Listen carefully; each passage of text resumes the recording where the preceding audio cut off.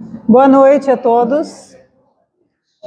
Sejam bem-vindos à casa, mais uma segunda-feira, para a gente ouvir mais uma mensagem do Evangelho, para nos auxiliar aí na caminhada, né? Os estudos da casa, para a gente relembrar os estudos e os horários. Aos sábados tem a evangelização infantil, juvenil e dos adultos, das 9 às 10h30, aqui na casa, presencial. Às terças-feiras tem o estudo online com a Andrea. Quem desejar participar é só passar o celular, o número para ela inclui no grupo do WhatsApp. E às quintas-feiras a gente faz o estudo do Céu e Inferno, da obra, da codificação, né, da obra O Céu e Inferno, aqui na casa, presencial, às 19h30. Então, estão todos convidados a comparecer, a participar conosco dos estudos, tá? Nós temos também um canal no YouTube, Centro Espírita Missionário da Luz. As palestras, elas ficam todas salvas lá, então quem desejar rever, ou quem não pôde vir presencialmente no dia, pode acessar e assistir depois, ficam todas gravadas. Então divulguem, curtam, compartilhem, e fica tudo lá salvo, tá? Na noite de hoje, a Andrea, dando sequência ao capítulo 2 do Evangelho segundo o Espiritismo, vai nos falar sobre a vida futura, tá? Então, vamos ver o que ela nos trouxe para refletir hoje. Vamos iniciar a nossa noite, então, agradecendo aqueles que se sentirem à vontade, cerrar os olhos, quem não quiser não tem problema. E vamos orar a Deus que nos abençoe, agradecendo a oportunidade de mais um dia, mais uma segunda-feira de estudo, de aprendizado. Agradecendo a Jesus, nosso mestre, aos amigos espirituais, mentores desta casa, aos nossos mentores individuais, que nos intuem sempre para o bem, pedindo a proteção e o amparo para que nos mantenhamos conectados com o alto, com o Pai, para bem compreender a mensagem desta noite, que nos auxilia na compreensão dos acontecimentos das nossas vidas e que nos ajuda a caminhar com mais acerto, com mais confiança, compreendendo as lições e os exemplos do Cristo para colocar na nossa caminhada, na nossa vida, praticar e melhorar as nossas condutas, dando sempre um passinho a mais na evolução, na busca de sermos melhores e de estarmos mais próximos do Cristo, mais próximos dos seus ensinamentos. Então, com muita gratidão por esse dia, por essa oportunidade, nós iniciamos os estudos dessa noite, dando graças a Deus. Andrea?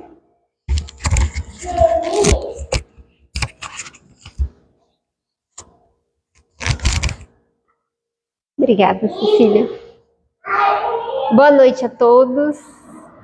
Nós vamos iniciar o capítulo 2 do Evangelho segundo o Espiritismo com a vida futura. O capítulo, né? Esse capítulo ele tem o título de O Meu Reino Não É Deste Mundo, porque é justamente o capítulo que Kardec reuniu todos os propósitos, né, vamos dizer assim, que é o objetivo da pedagogia que Jesus teve para com toda a humanidade, tá?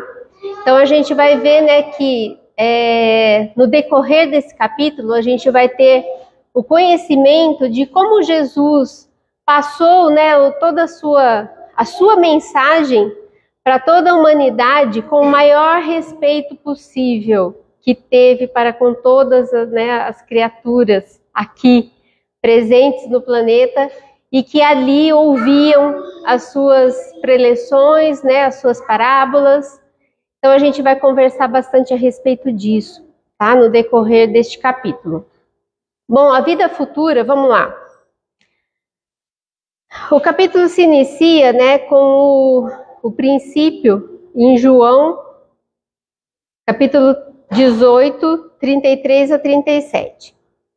Pilatos, tornando a entrar no palácio e tendo feito vir Jesus, disse-lhe: Sois o rei dos judeus? Jesus lhe respondeu: Meu reino não é deste mundo. Se meu reino fosse deste mundo, meu povo teria combatido para me impedir de cair nas mãos dos judeus. Mas meu reino não é aqui. Pilatos então disse-lhe: Sois, pois, rei? Jesus então, lhe replicou: Vós o dissestes, eu sou rei. Eu não nasci e nem vim a este mundo senão para testemunhar a verdade. Qualquer que pertença à verdade, escuta minha voz. Bom, nós sabemos, primeiramente, que Jesus teve um tempo curto, dentro da sua missão de 3 anos aproximadamente, ali no seu messianato, colocando todas o seu conhecimento para com toda aquela população ali. E nós vimos que... O que eu fiz aqui? Ai, meu Deus. Pronto. Apareceu outra ali. Bom, a gente verifica, que o Evangelho de Jesus, ele tem as suas colocações de acordo com o entendimento também dos evangelistas. A gente percebe em João, por exemplo, e sabendo, da continuidade que João teve com a vida, seguindo Maria após, o desencarne de Jesus, e ele mantém ali um longo tempo depois com Maria, então ela passa para João muitas coisas, a respeito da vida de Jesus e tudo aquilo que ele fez, o que ele seguiu. Então ele vivenciou muitas das lições de Jesus. E a gente vê também que todos os evangelistas tratam, as verdades trazidas no Evangelho de uma maneira a interpretar, da sua interpretação com a sua linguagem, tá? Então vamos lá ver o que Kardec comenta a respeito da primeira parte desse primeiro texto do Evangelho segundo o Espiritismo, no capítulo 2. Dessa forma, Jesus se refere claramente à vida futura. Por quê? Porque ele fala que o reino dele não é aqui.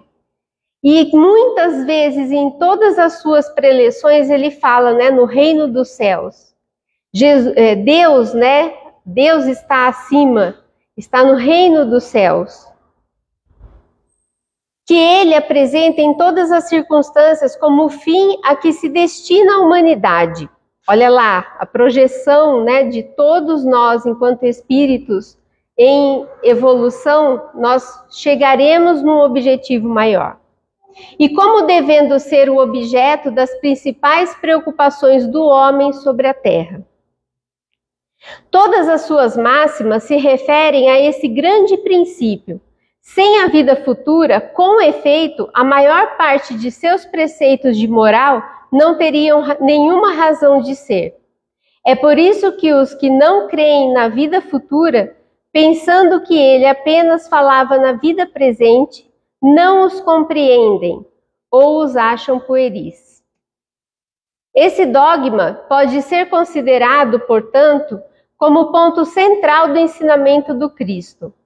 Eis porque está colocado entre os primeiros no início desta obra, pois deve ser a meta de todos os homens.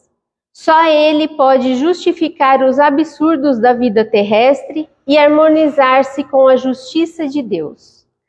Se nós não tivermos a ideia e a consciência de que nascemos e que experimentamos aqui diversas situações, as mais possíveis, vivências na matéria, e que partindo daqui não teremos nada além disso, qual é o objetivo que Deus tem para cada um de nós, como suas criaturas? Não tem sentido. Porque se nós estamos seguindo um evangelho trazido, a boa nova trazida por Jesus, e em todas as suas lições, todas as oportunidades que ele teve de didática para com todos nós, ele coloca que nós temos um futuro, que nós seremos melhores, para quê? Para o futuro. Nós ainda não aprendemos, mas vamos compreender a nossa vida realmente, se sabermos que nada finda aqui. Tá? Os judeus tinham ideias muito imprecisas sobre a vida futura. Acreditavam nos anjos, que consideravam como seres privilegiados da criação, mas não sabiam que os homens um dia pudessem tornar-se anjos e participar da felicidade angélica. Se os anjos estão num patamar muito superior de nós, qual é o propósito, então, de continuarmos todos na mesma situação? Segundo pensavam, a observação das leis de Deus era recompensada pelos bens terrenos, pela supremacia da sua nação no mundo, pelas vitórias que obteriam sobre os inimigos. Gente, é uma limitação. Somos todos limitados no que diz respeito ao conhecimento de qualquer outra coisa que não está aqui, que não é palpável.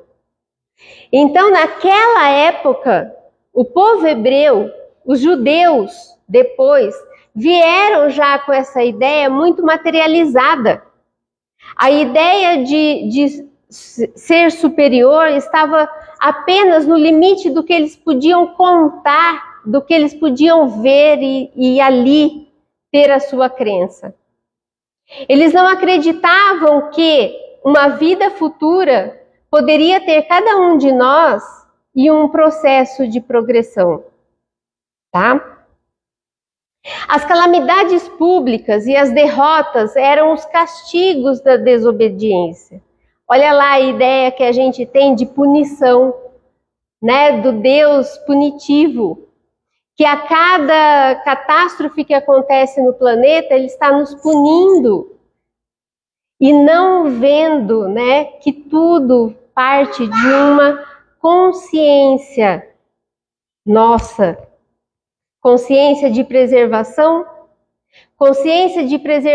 das leis divinas. Moisés o confirmou ao dizer essas coisas, ainda mais fortemente a um povo ignorante de pastores que precisava ser tocado antes de tudo pelos interesses deste mundo.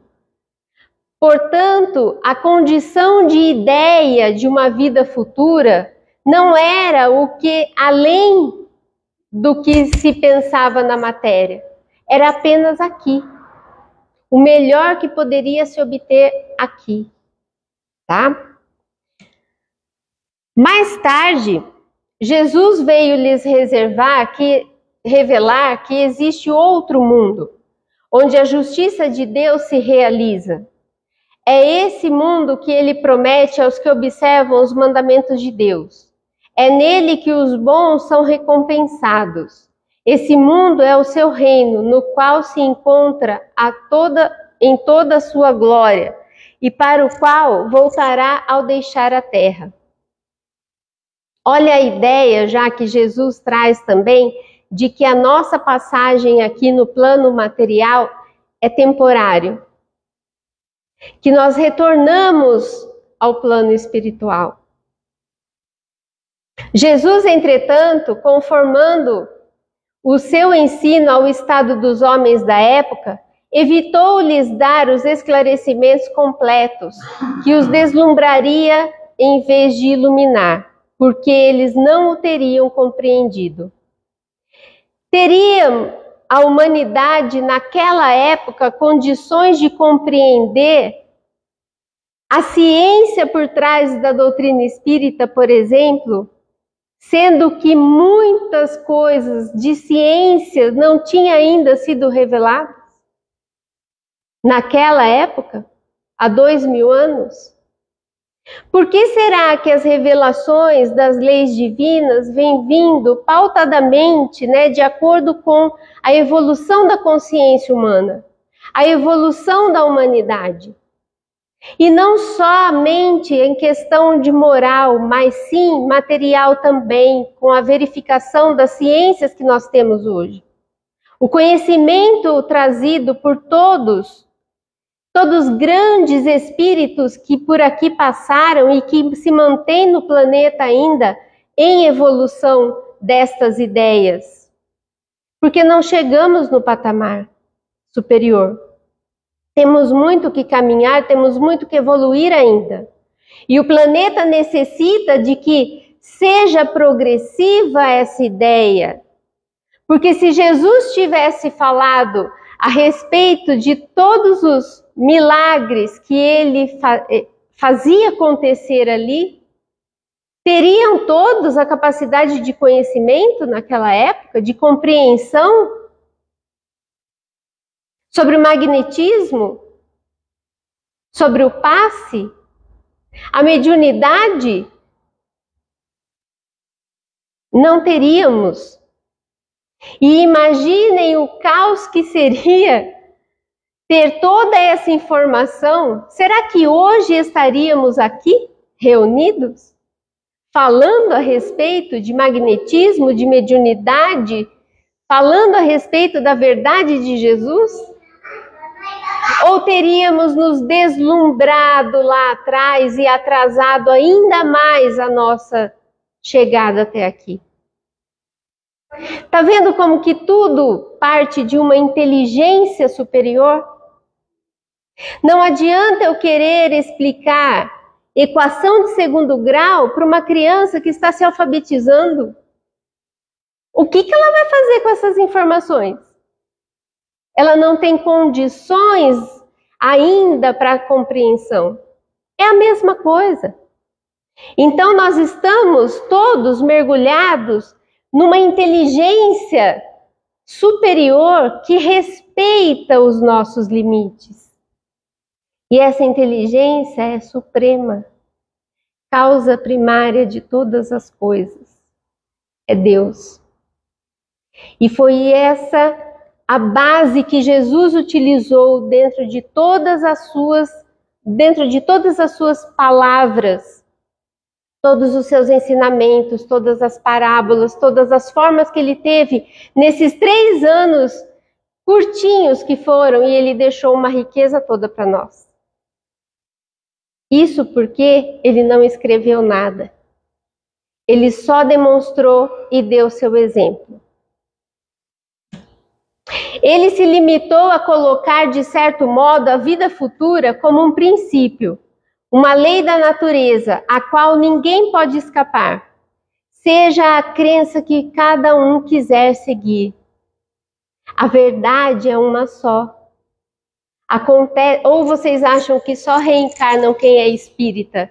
Se fosse assim, não estaríamos aqui. Porque o espiritismo, 160 anos, gente, é a nossa primeira encarnação diante da doutrina espírita. Não estivemos em outra época, nós que já temos aí meio século, vamos dizer, a maioria, já viver aqui encarnados, não tem como. Façam as contas. Então é tudo muito novo para a gente. E por que a gente aceita com tanta facilidade essas ideias que a doutrina espírita nos revela?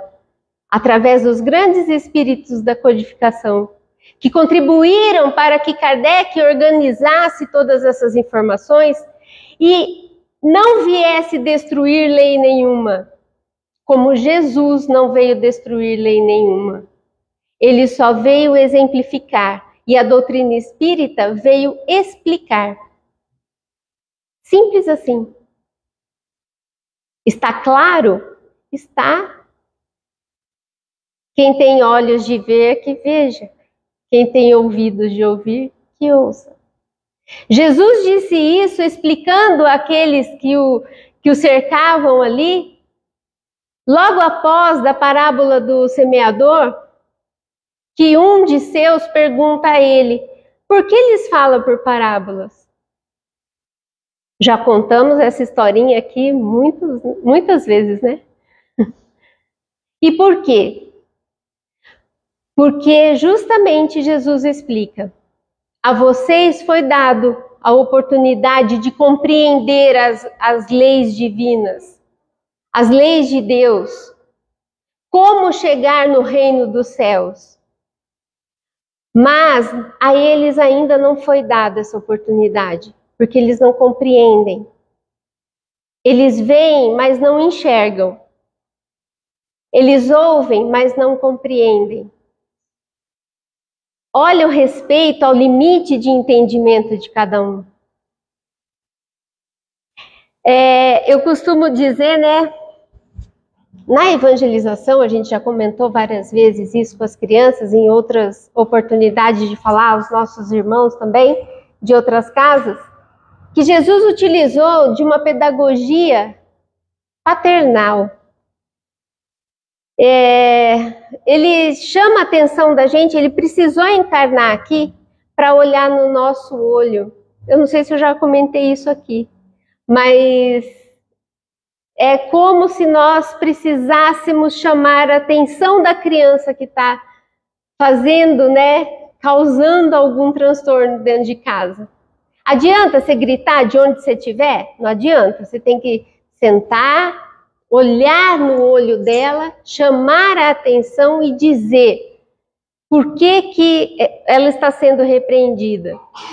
Jesus não veio dar bronca na gente, ele só veio explicar. Olha, para vocês crescerem, vocês precisam aprender isso, isso, isso, isso.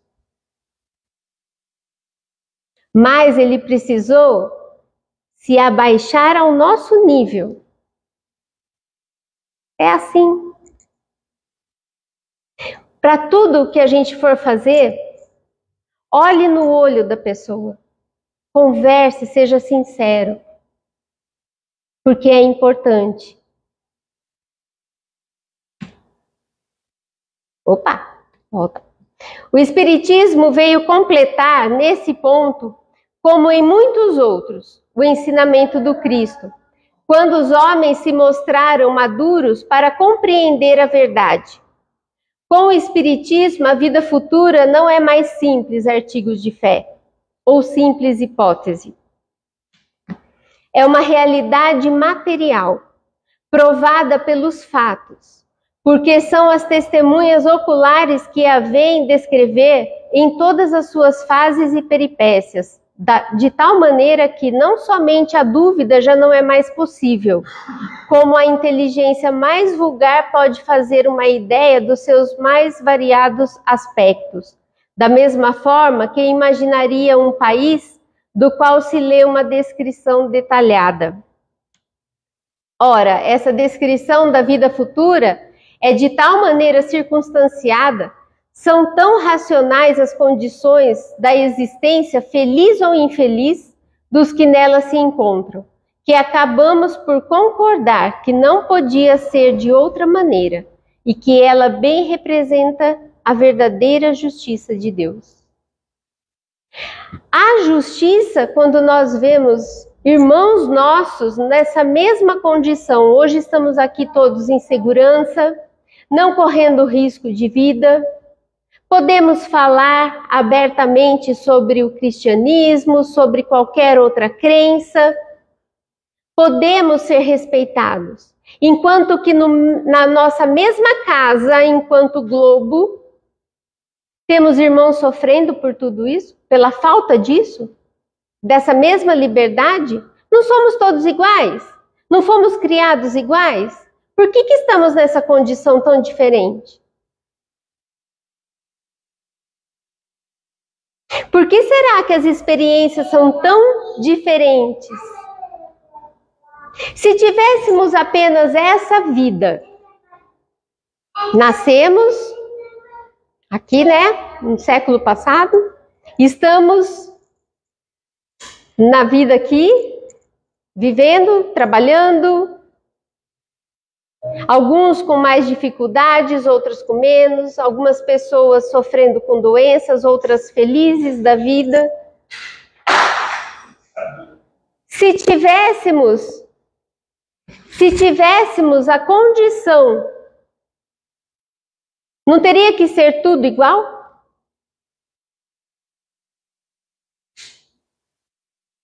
Tragou, Reinaldo?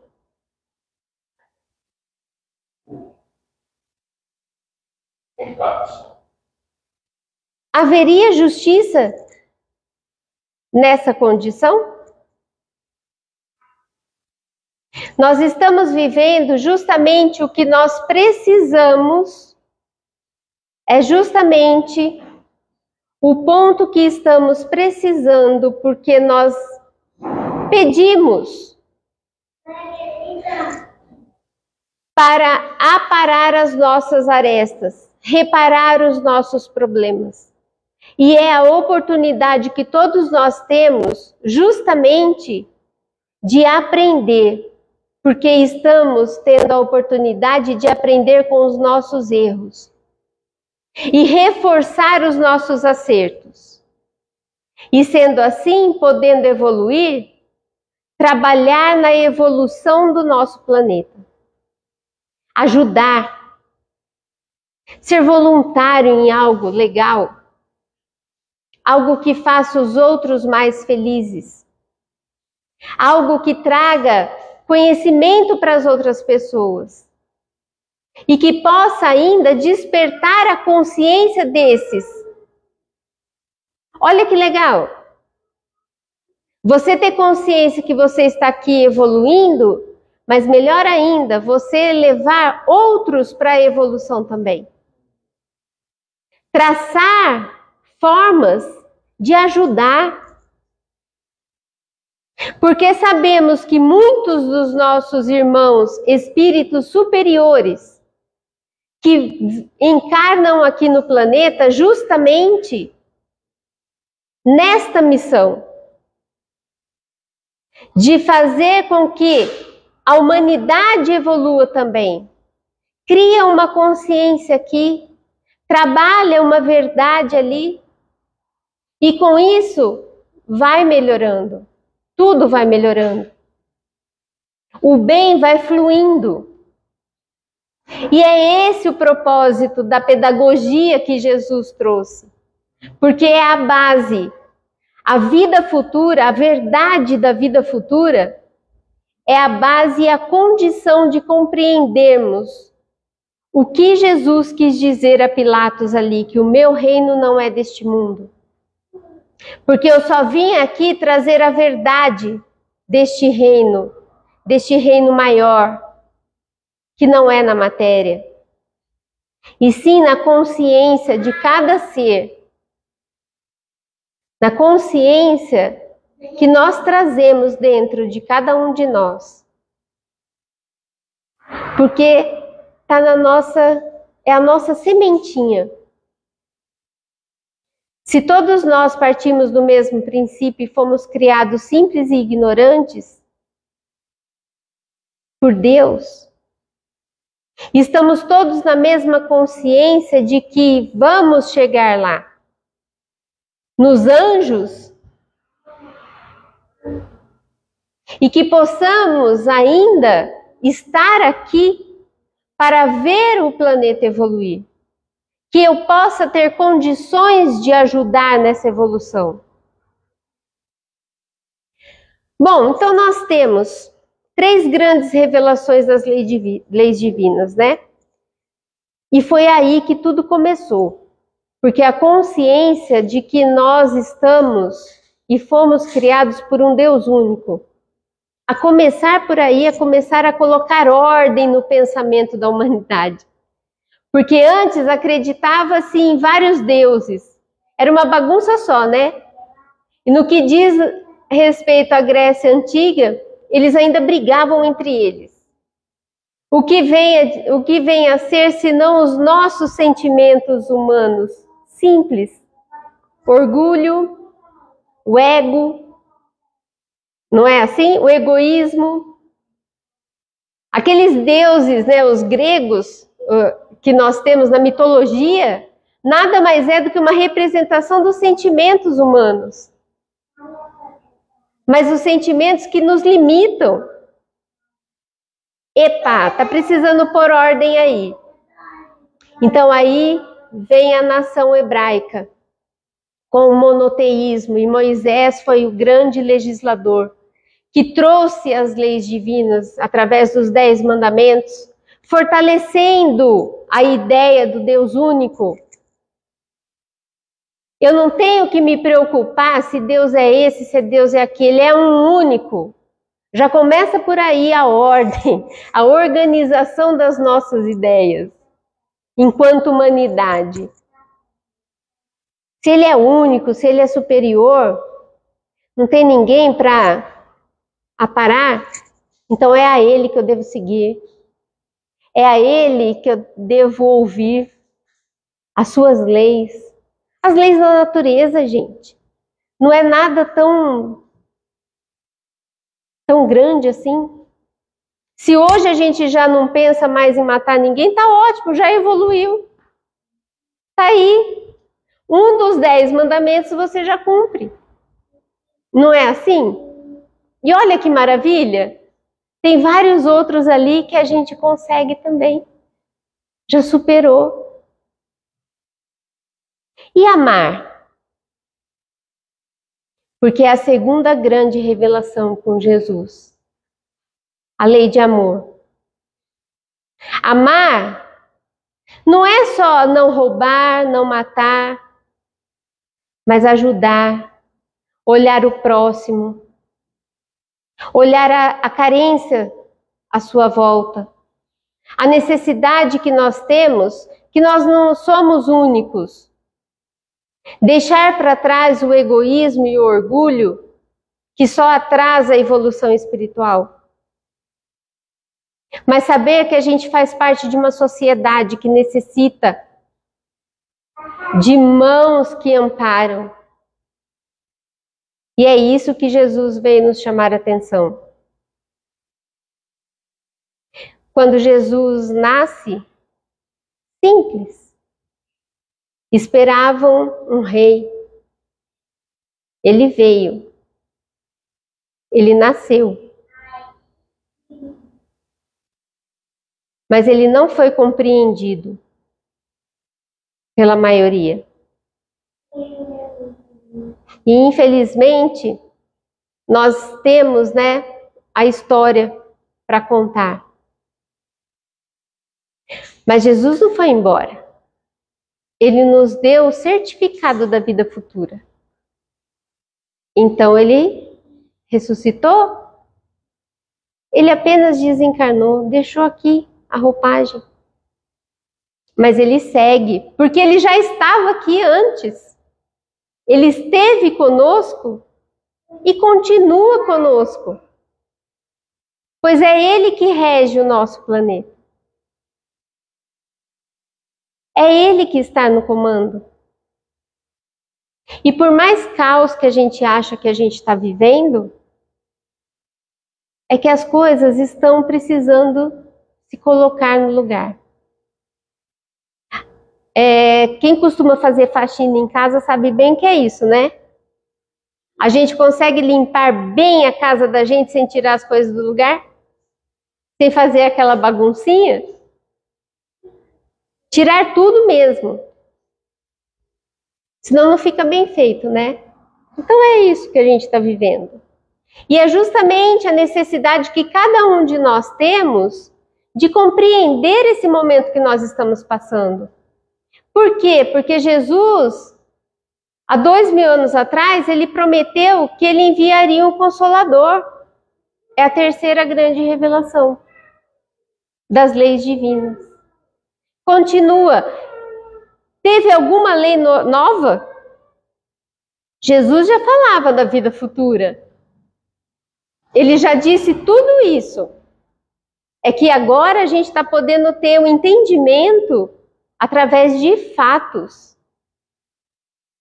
Ele exemplificou todo o amor, toda a solidariedade, o sentimento de fraternidade que devemos ter. E agora a gente tem condições de compreender que ele só reforçou, e a doutrina espírita vem só explicar tudo o que Jesus fez. Capacidade de entendimento através das experiências de cada um.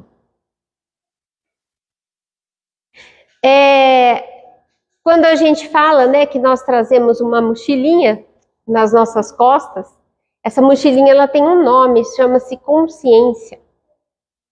E nela a gente vai armazenando todas as experiências que a gente tem através dos tempos, através das nossas encarnações.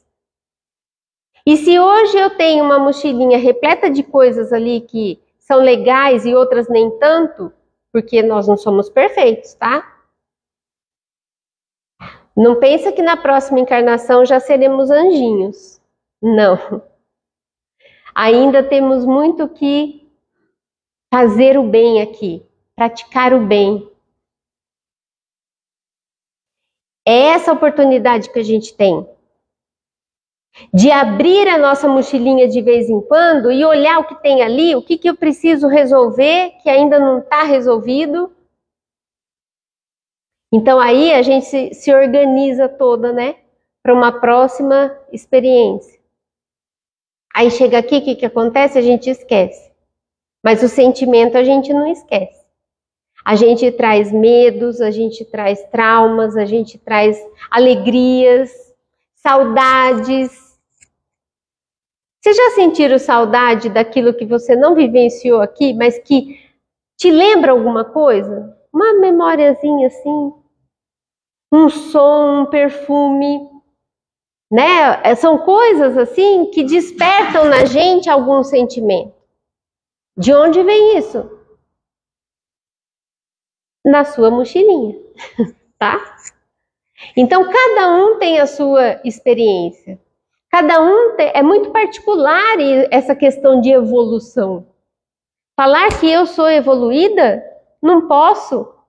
Eu não tenho consciência completa do que eu sou. Sabe quando eu vou ter? Quando eu partir daqui e for me organizar do lado de lá novamente. Porque aí sim eu vou ver o balanço geral, né? Do que eu fiz, do que eu não fiz, do que é para fazer, do que já passou. A didática do Cristo é muito bem clara. Ele utilizou desses 3 anos e ele não perdeu tempo, porque a todo momento tinha alguém para ouvir. E a todo momento ele ensinava. E é justamente a oportunidade que ele teve de vir e olhar nos nossos olhos. De vir e ver diretamente, ter o contato com a humanidade. Olha o sacrifício que foi. Para ele conseguir, né? Se a gente tem a fragilidade do nosso corpo, conforme vai passando os anos, não vai tendo uma dorzinha aqui, uma dorzinha ali. Imaginem só. Quando a gente lembra, né, desses homens que seguiram Jesus, deixaram tudo e foram com ele. E seguiram. E entenderam o propósito. A verdade é através do tempo. Tempo é uma coisa muito relativa também, é muito particular para cada um. Cada um tem um entendimento de tempo. Não tem aquelas pessoas que geralmente se atrasam para tudo? Pode dormir cedo, pode acordar cedo, mas não consegue se organizar no tempo?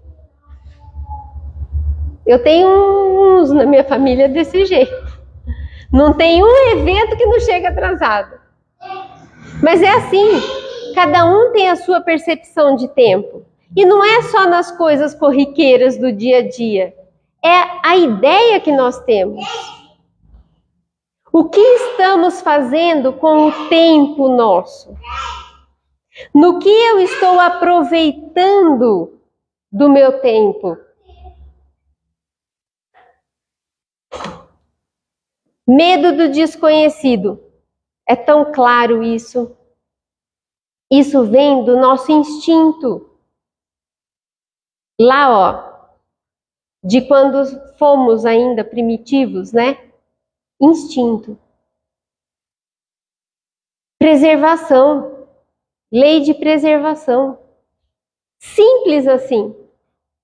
Quando a gente vai para algum lugar que a gente não conhece, você nunca esteve nesse lugar, como é que você se sente? Seguro? Opa, vou lá, vou fazer isso. Não vai nada, você não sabe. Nós não temos receio, a gente não sabe nem o que colocar para levar na mala. Para começar por aí, né? A gente não consegue se organizar. Então, quando a gente tem esse receio, essa insegurança, é por falta de conhecimento. Cabe a quem adquirir conhecimento? A cada um de nós. Se nós temos naturalmente o medo do desconhecido, podemos então deixar esse medo nos instruindo mais. É tão simples. Vocês querem um exemplo? Dentro da casa espírita, por exemplo, muita gente tem medo, né, da mediunidade. Mas aprenda o que é a mediunidade. Se instrui a respeito da mediunidade, que o medo vai passar. Sabendo o que é, como acontece, né, o intercâmbio mediúnico, o medo vai embora. É tão simples. Basta disciplina e responsabilidade. Acerto de contas com a nossa própria consciência. A nossa luta é conosco mesmo.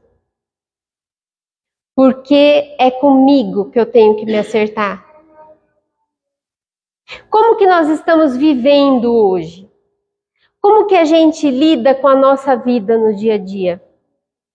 Coisas simples, de repente, se tornam assim um transtorno, né? Se nós não tivermos o cuidado, às vezes, no tratar as pessoas, a gente acaba adquirindo um inimigo. Sabe por quê? Porque você sabe que às vezes a maneira, uma grosseriazinha assim sua é normal para você, mas a pessoa que está recebendo você não sabe como ela vai entender isso. Não é assim? Então ela pode ver você a pior pessoa no mundo. E aí? Tá vendo como que tudo depende de nós? Tratar bem as pessoas, cai o braço, gente? Não, né? É o mínimo que a gente pode fazer. Tá? Reencarnação e a justiça divina. Como eu já disse, não tem como compreender que a vida cessa aqui. Que a nossa vida é única. Não dá para voltar atrás no pensamento, no conhecimento que a gente já adquiriu. A hora que a gente deixar a roupagem física, a nossa consciência continua. E imaginem só, como eu vou lidar? Eu fico pensando, né? Quando eu nunca repeti de ano na escola, mas eu tive amigos que repetiram e que, nossa, entrava até em depressão depois de ter que passar tudo de novo. Eu fico pensando, né, quando o tempo perdido às vezes, que a gente chegar do lado de lá e falar assim, nossa, o que eu fiz? Vou ter que fazer tudo de novo. Vou ter que mudar isso aí. Eu vou aproveitar mais o meu tempo. A gente não veio a passeio, nem de férias. Muito pelo contrário. A gente veio aqui para trabalhar, para nos melhorarmos. E, mais ainda, quando a gente partir, a gente vai continuar trabalhando. Não tem descanso, tá? Não pensem que a hora que deixarmos, né? Pode ser que você tenha aí um tempinho de tratamento, até organizar as ideias, né? Mas o trabalho continua. E o trabalho é em nós mesmos. Porque a hora que a gente estiver bem conosco mesmo, é que a gente vai poder ajudar o outro, realmente. Tá? O que você tem feito nessa existência? O que você tem feito aqui, nesse momento, enquanto encarnados, pensando na vida futura? Eu vou dar 3 sugestões. Primeiro, perdoe. O perdão é o melhor antídoto para qualquer problema nosso. Perdoe a todos aqueles que não foi tão legalzinho com você. Deixa. Liberte-se de qualquer sentimento de rancor, de mágoa. Não leve consigo. Não coloca isso dentro da sua mochilinha. Tira ela. E melhor ainda, deseje o bem a todos esses. Porque já é um grande passo para a sua vida futura ser melhor. Segundo, peça perdão. Porque você também não foi tão legalzinho com algumas pessoas, né? Então nós temos que pedir perdão. Limpar a nossa consciência. Verificar dentro de nós os nossos problemas reais e buscar conciliação. E terceira, se perdoe. Porque muitas vezes não somos legaizinhos nem conosco mesmo. Não colocamos limites, permitimos nos magoarmos, permitimos qualquer coisa. Não colocamos limites. E muitas vezes nós mesmos nos prejudicamos dessa forma. Eu falo questão de limite, fala não. Simples assim. Né? Isso é só um pouquinho, tá? Porque toda vez que a gente estuda o Evangelho, e com a explicação do Evangelho segundo o Espiritismo, daqui a um tempo, alguém vai vir falar a respeito do capítulo 2 do Evangelho segundo o Espiritismo e estaremos tendo outra consciência. Sabe por quê? Porque a gente vai ter aprendido um pouquinho mais. Eu vou deixar uma mensagem. Essa mensagem eu gosto muito dela, porque ela faz uma comparação da vida a uma viagem. Dias desses, li um livro que comparava a vida a uma viagem de trem. Uma comparação extremamente interessante quando bem interpretada. Interessante porque nossa vida é como uma viagem de trem, cheia de embarques e desembarques, de pequenos acidentes pelo caminho, de surpresas agradáveis com alguns encontros. Quando nascemos, ao embarcarmos nesse trem, encontramos 2 pessoas que acreditamos que farão conosco a viagem até o fim, nossos pais. Não é verdade? Infelizmente, em alguma estação, eles desembarcam, deixando-nos órfãos de seus carinhos, proteção, amor e afeto. Mas isso não impede que durante a viagem embarquem pessoas interessantes que virão ser especiais para nós, nossos irmãos, amigos e amores.